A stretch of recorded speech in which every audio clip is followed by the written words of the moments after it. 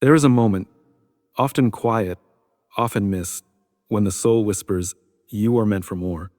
Not more success, not more recognition, but more alignment, more truth, more of the life that was carved into you from the moments beginning. You see, 2025 is not just another year. It's a turning point written in time, an invitation to return to yourself. Not the self shaped by expectation, but the one waiting patiently beneath it all. Every challenge you faced, every silence you've endured, every dream you dared not speak aloud, none of it has been wasted. It's all been movement. Sacred choreography, a quiet rhythm guiding you towards something greater, something only you can become. So this isn't about chasing goals. It's about answering a calling, about honoring the rare, unrepeatable life that beats quietly beneath your name. Because in the grand design of the universe, you owe it to yourself to show up fully.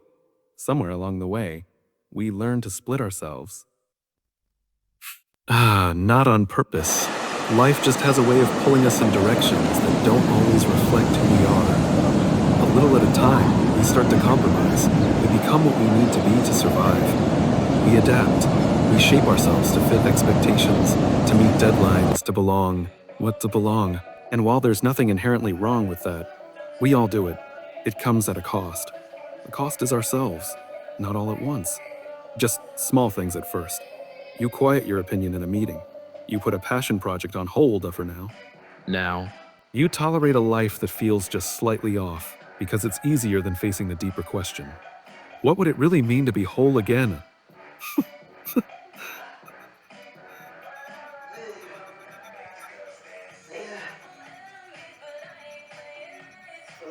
Not to do more, not to chase harder, but to return. To come back to the version of you that existed before the world told you who to be. The you that's still in there, underneath the exhaustion, beneath the noise. The one that's always known what matters.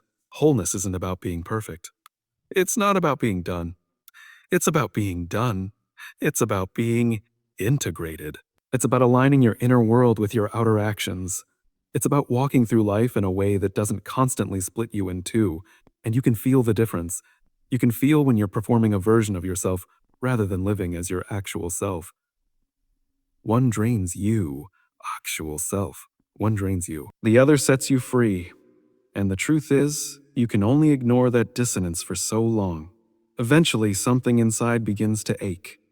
A quiet grief for the parts of yourself you stop bringing to the table. Maybe it shows up as burnout.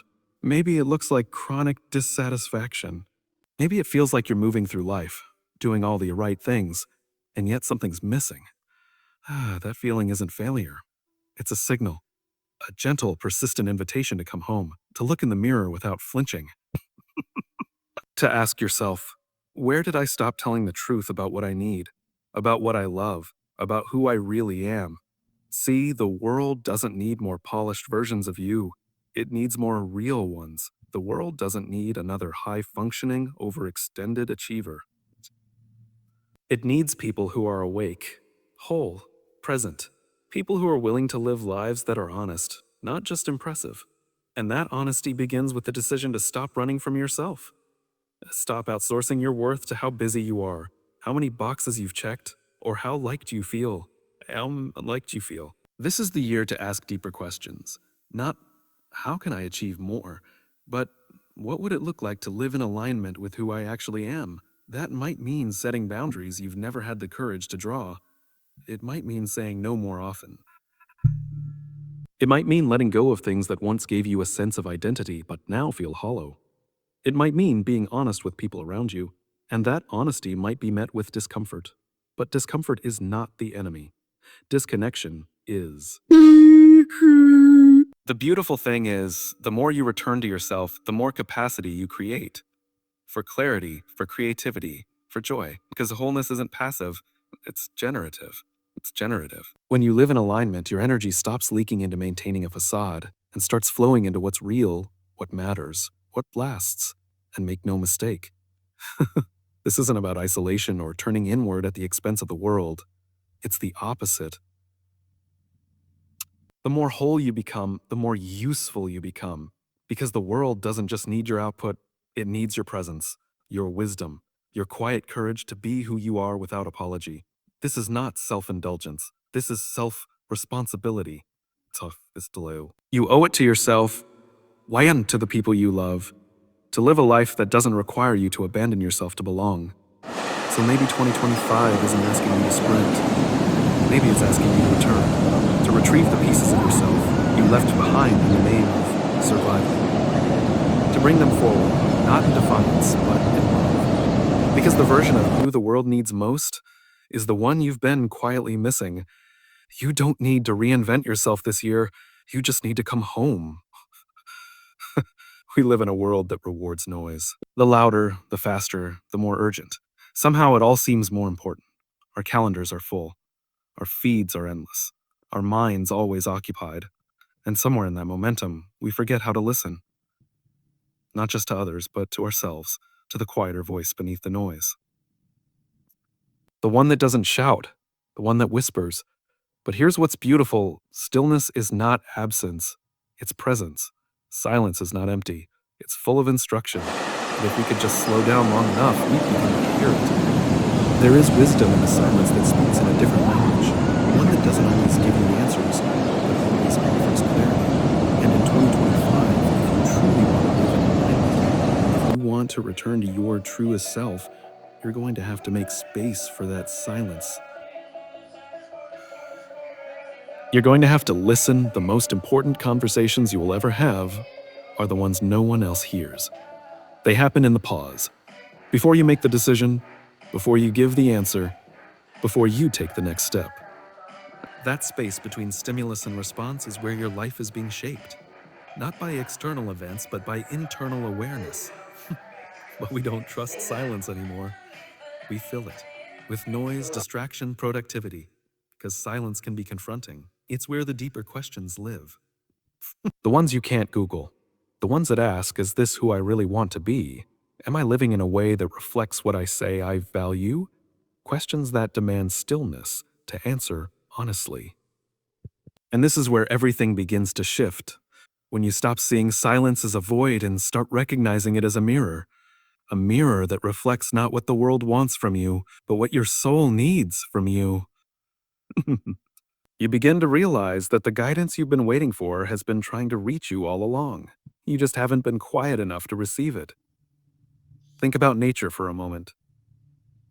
A seed doesn't grow because you yell at it.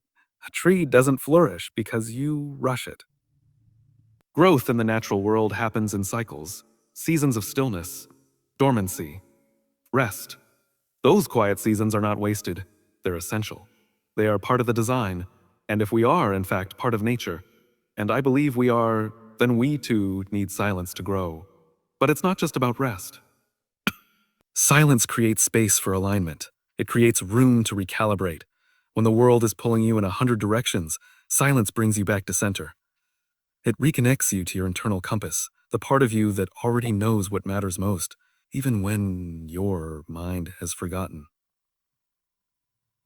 And here's the irony. We often go looking for clarity and more information, more input, more noise. But clarity rarely comes through force. It comes through quiet attention. It comes when we stop trying to figure everything out and start feeling our way forward again. That's what 2025 is asking of you. To tune in, to step away from the performative rhythm of the world and into the deeper rhythm of your own soul. That rhythm is steady, it's calm, and it's wise. But it doesn't interrupt you. It waits for your invitation. Maybe that means carving out time each day to be alone. Maybe it means turning down the volume on someone else's expectations so you can finally hear your own voice. Maybe it means not rushing to fill the silence with solutions and letting the discomfort speak before the answers arrive. And yes, it's uncomfortable at first. Because when you slow down, you begin to feel things you've been avoiding. You begin to hear thoughts you've been trying to drown out.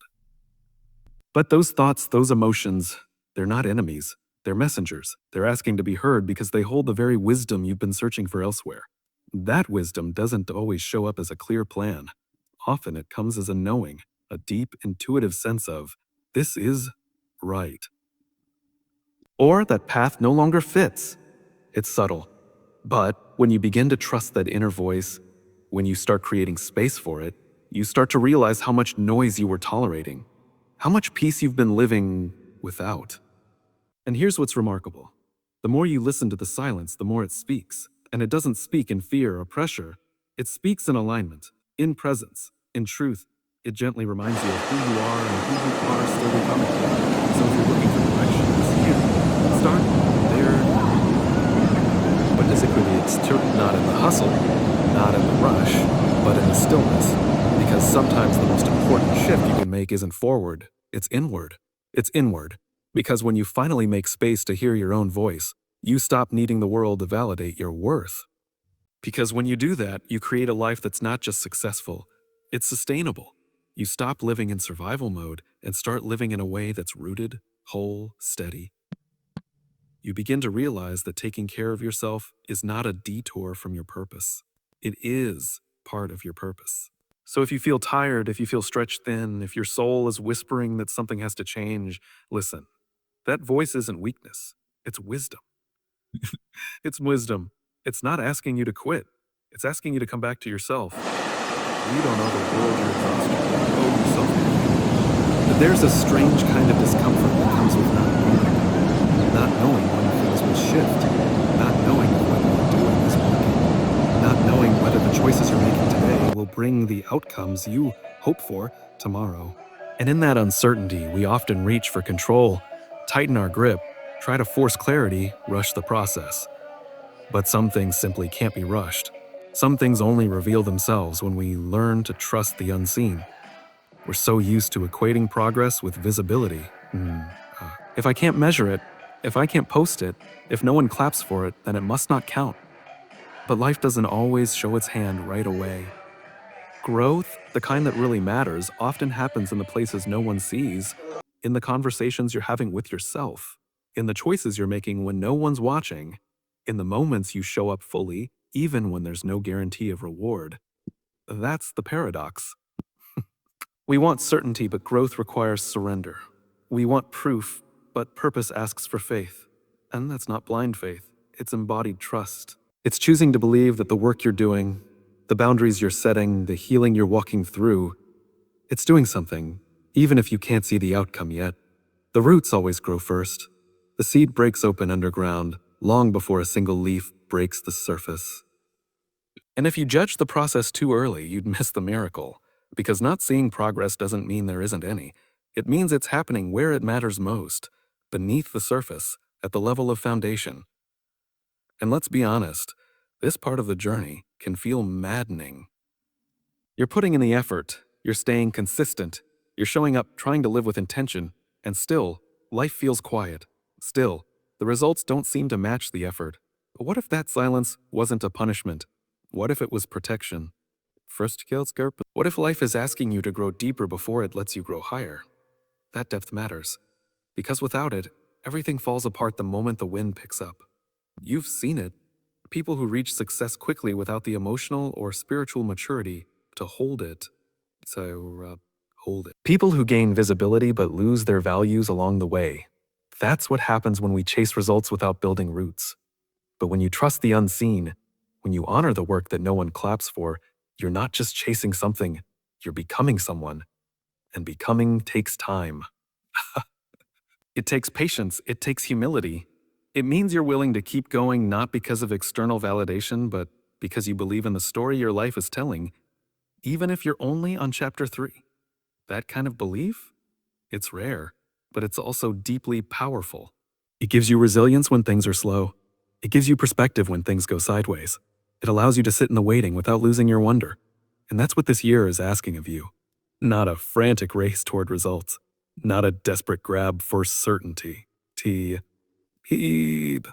But a grounded, steady trust in the process. A willingness to say, I don't see it yet, but I believe something is unfolding here. I may not feel ready, but I know I'm being prepared. I don't have the answers, but I'm learning to listen in the silence. This trust isn't soft. It's not passive. It's active. It's choosing to stay in the work, to stay present, to keep watering the ground even when there's no bloom in sight. And it's not about perfection. It's about presence. Because when you learn to trust what you can't see, you become someone who can move through uncertainty without unraveling. Someone who can face doubt without abandoning themselves. Someone who understands that delay is not denial, it's often refinement. You may not know exactly where all this is leading, but you don't need to. Your job is not to map the whole path. Your job is to take the next honest step, rooted in integrity, aligned with your values, grounded in truth. And when you do that step by step, day by day, you're not just making progress, you're creating momentum, the kind that lasts, the kind that doesn't collapse under pressure because it was built on something real. So if things feel uncertain right now, if the future feels blurry, if you're not seeing the results you hoped for, don't panic. Don't rush to fix it. Don't mistake silence for failure. Sometimes the most profound growth is happening where only your soul can feel it. We often hear that clarity comes from having a plan, from knowing exactly where you're going and how you're going to get there. But life rarely works like that. Most of the time, clarity doesn't come before we begin. It comes because we begin. It's easy to wait for the perfect conditions, the right time, the right energy, the green light from the universe. But what if that clarity you're waiting for is already in motion?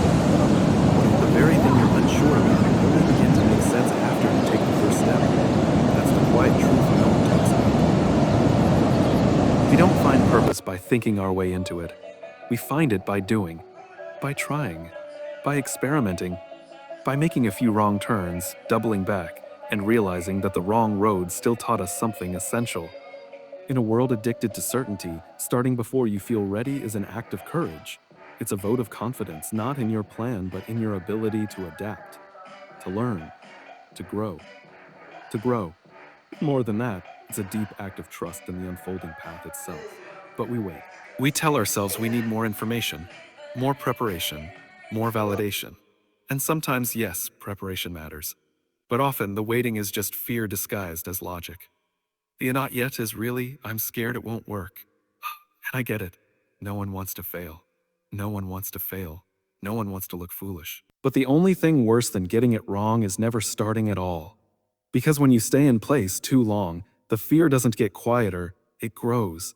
It convinces you that maybe your dream is too big, that maybe you're not as capable as you thought, that maybe staying where it's safe is wiser than stepping into the unknown.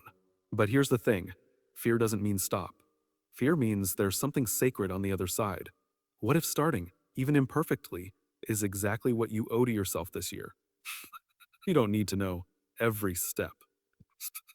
You just need to be brave enough to take the next one, and then the next, and trust that with each small movement, more of the path will reveal itself. That with every conversation, every risk, every decision that's made from a place of alignment, the fog lifts just a little. And even when it doesn't, even when it still feels messy or uncertain or awkward, that doesn't mean you're off track. It means you're in process. It means you're doing the very thing most people are too afraid to try. You're moving without a guarantee. And that movement is what will shape you into the person capable of holding what you're asking for. People often ask, but what if I'm not ready? And I think the better question is, what if the only way to become ready is by starting? We think readiness is something we arrive at. A box, we check hue, coton. But readiness is something we build in real time, through action, through feedback, through momentum. Readiness is forged in the doing. Every time you take a step, no matter how small, you create a new reference point for yourself, a new layer of confidence. You begin to collect evidence that yes, you can show up for yourself. Yes, you can do hard things. Yes, you can start again, even if last time didn't go the way you hoped. And something beautiful happens when you build that kind of self-trust. You stop waiting for perfect. You stop outsourcing your timing to other people's opinions or timelines. You stop hesitating every time fear whispers, what if it goes wrong? And start asking, but what if it goes right? That shift from paralysis to participation is where your life begins to change. Not all at once, but in 1,000 small decisions. You make the call, you hit publish. You say yes, you say no, you take the class. You leave the job. You open the door, you walk through it, and suddenly you realize you were never really waiting for clarity. You were waiting for permission. But clarity isn't found in permission. It's found in movement. It's found in the decision to try. So this year, give yourself the gift of progress over perfection. Choose to begin, not because you have every answer, but because you believe the answers will come as you go. Choose to act, even if your hands shake, even if your voice trembles, even if your path isn't fully lit, even if your path isn't fully lit. Because the truth is, you don't have to see the whole staircase to take the first step. Clarity lives on the other side of the movement. So take the step and let the road rise to meet you. There's something deeply human about longing for change while also clinging to the familiar. We say we want to evolve, to grow, to become, yet we often hesitate when the moment finally comes to let go of what no longer serves us. Not because we're weak, but because release always requires grief. Grief. Even when we're letting go of something that hurt us, something that held us back, it still represented a chapter of our story. And saying goodbye to it can feel like saying goodbye to a version of ourselves.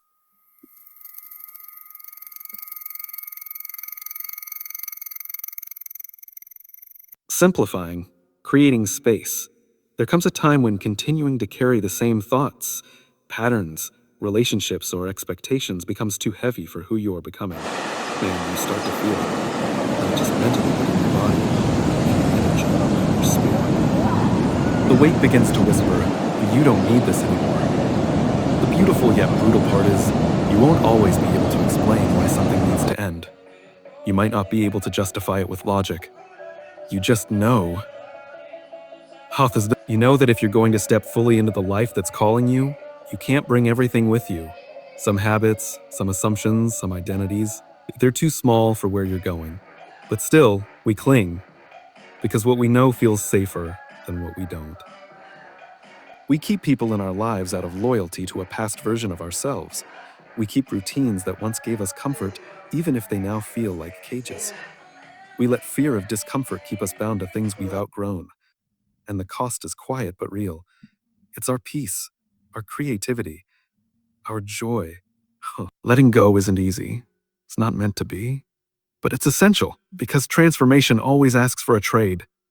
You cannot hold on to your comfort zone and your calling at the same time. You cannot remain hidden and hope to be fully seen. You cannot keep playing small and expect your life to feel expansive. The good news is that letting go doesn't mean failure. It means maturity. It means you're brave enough to tell the truth, that you've learned what you needed to learn, that you're ready for a new rhythm, a new depth, a new depth, a new direction. And you honor yourself by releasing what's no longer aligned, not with bitterness, not with blame, but with gratitude. Thank you for what you taught me.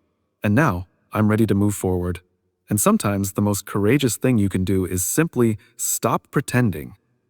Stop pretending the job still fulfills you. Stop pretending the relationship still supports you. Stop pretending the story you've been telling yourself is still true.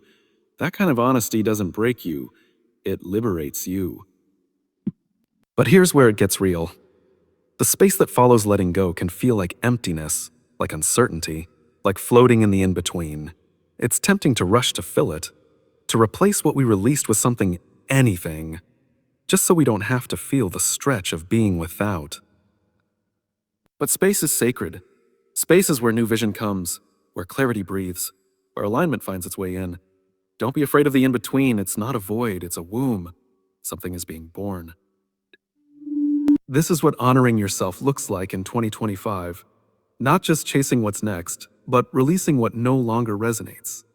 Trusting that the real you, the honest you, is worth building a life around. That your energy, your time, your presence are too valuable to be spent on things that keep you stagnant. And when you let go, you don't just free yourself. You create the conditions for everything else to come into harmony. Your relationships shift. Your priorities recalibrate. Your creativity reawakens. It's not magic, it's alignment. And when you're aligned, you don't have to force the future. You flow with it. You don't owe it to the past to stay the same. You owe it to yourself to become who you were always meant to be. And that becoming starts with a question we all must eventually face. What are you willing to release in order to rise? In order to rise. Because the version of you who's waiting on the other side of growth can't breathe under the weight of what you refuse to let go.